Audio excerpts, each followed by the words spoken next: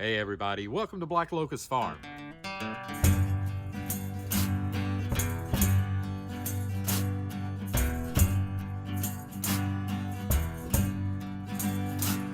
I tell you, I met her that cold Christmas Eve.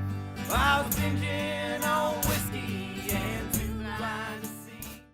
Hello everybody and welcome to Black Locust Farm. I'm Nate, and what we're going to do today is we're going to take a little bit of a tour around the farm, and we're going to look at identifying some invasive species that are common here in Middle Tennessee, and we're going to look at some of the techniques that we can use to try and eradicate those. So let's go. So here we have my mortal enemy, Ligustrum vulgare, if you'll pardon my redneck Latin, aka Chinese privet. Here you can see, try and get a good shot there. Leaves.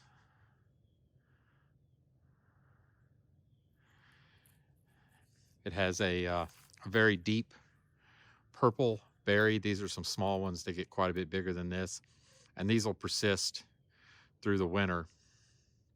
It's January here in Tennessee, and you'll notice things are browned out pretty well. Leaves are, for the most part, off the trees, but our friend the Chinese privet, just as green as can be. And that actually is what makes the winter time really the best time for eradication. Other plant species have gone dormant, and so if you do make the decision to use some type of herbicide, this is a good time to do it. Very little chance that you are going to damage any of the plants that surround it. So that's a Chinese privet, but let's check this out. So here we go. Chinese privet. Look at how thick that is. Chinese privet was imported, I believe, in the mid 1800s. I think 1852 was the date that I saw. And it was imported for hedges. Much like English privet is used for a hedge, so is this Chinese privet. Here's another one. We'll notice a lot of the leaves missing off this branch. That's because the deer love it. Sorry, Bambi. Lots of other stuff around here you can eat. Not going to keep this around just so you can have a tasty meal. There it is, just filling a fence row. Another, we get down here and look, some pretty large trunks on those.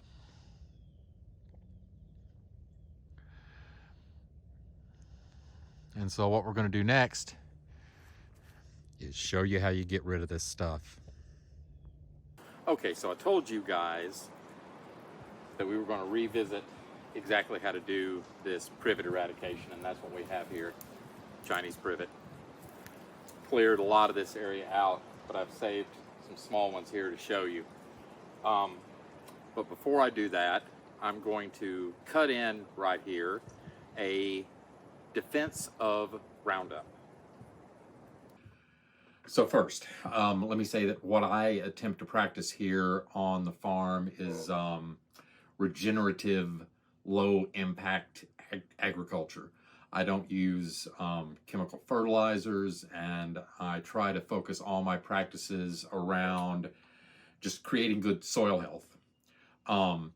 That being said, I'm not a true believer in any particular kind of orthodoxy. And what I do is I take an approach focused on getting results while attempting to have the least amount of impact possible. So a results-based approach. Now, getting to the specific topic of Roundup. So a lot of the current Roundup, I would call it hysteria,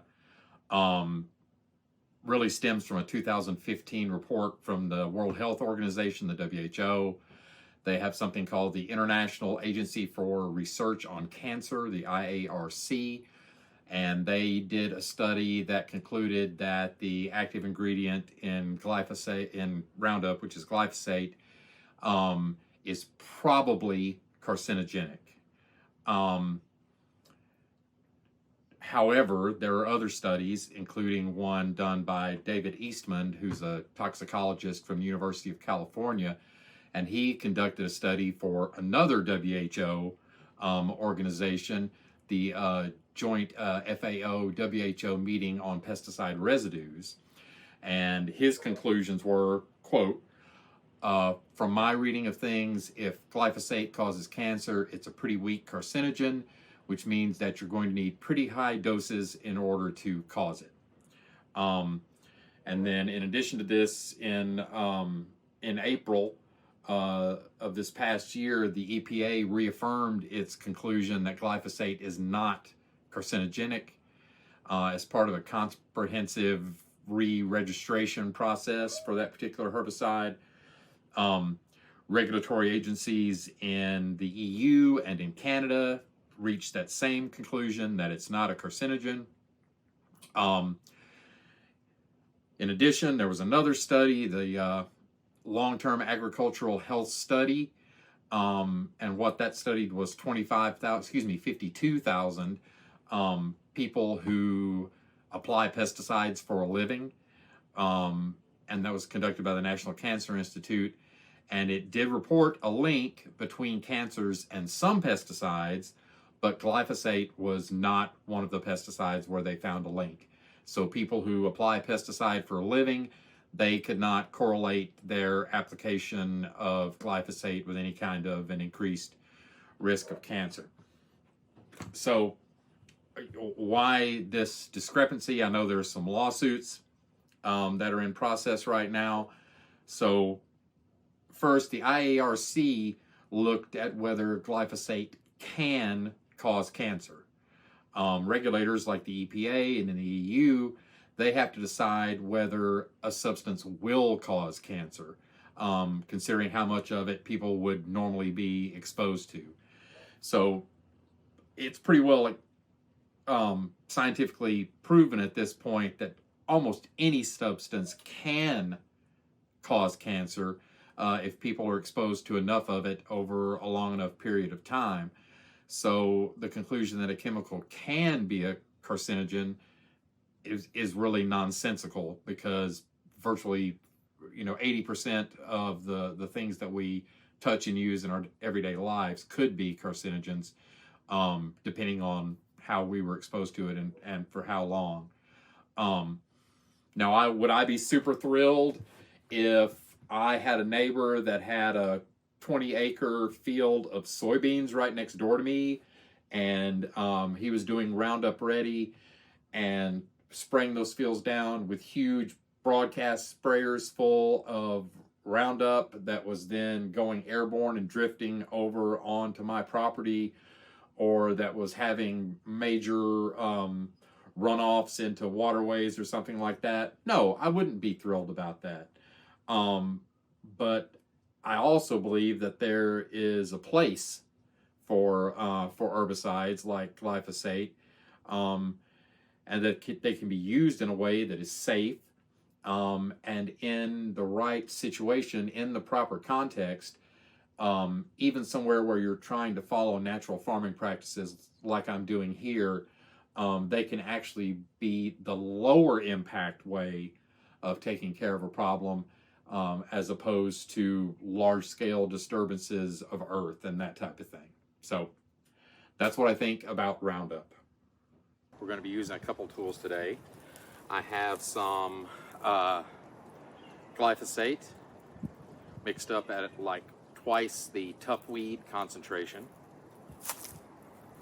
and I have my silky saw. This is not the Pocket Boy. This is the F180, and I've got the large teeth on it. Bring it in here.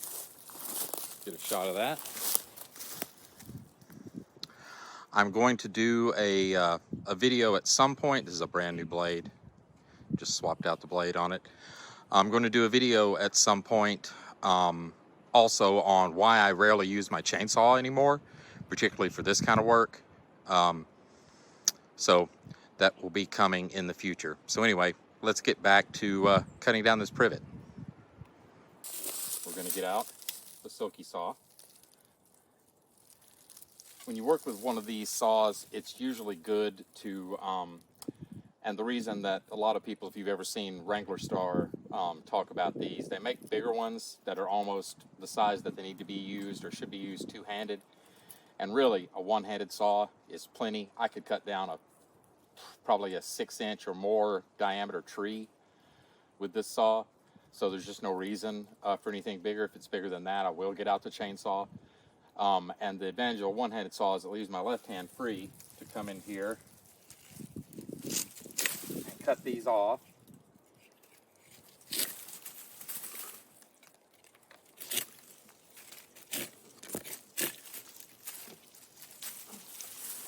Get them out of the way.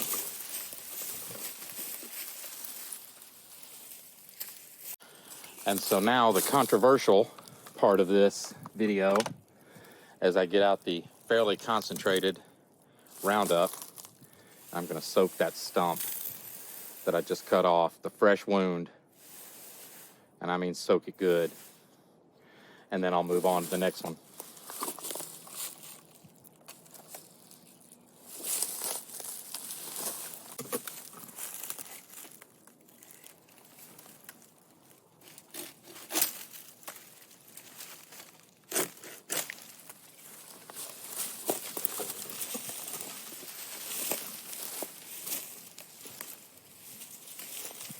I'm going to get wild here and cut 2 more down before I spray those.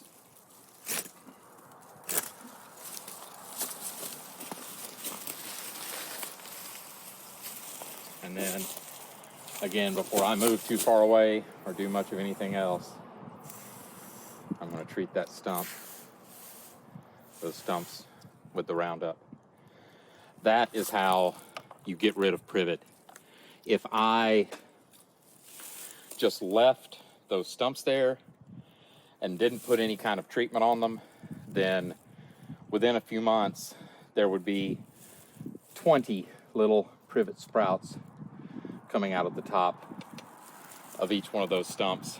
So really the only alternative to using Roundup is to get in here with a shovel or some kind of moving equipment, earth moving equipment, and dig the entire thing up.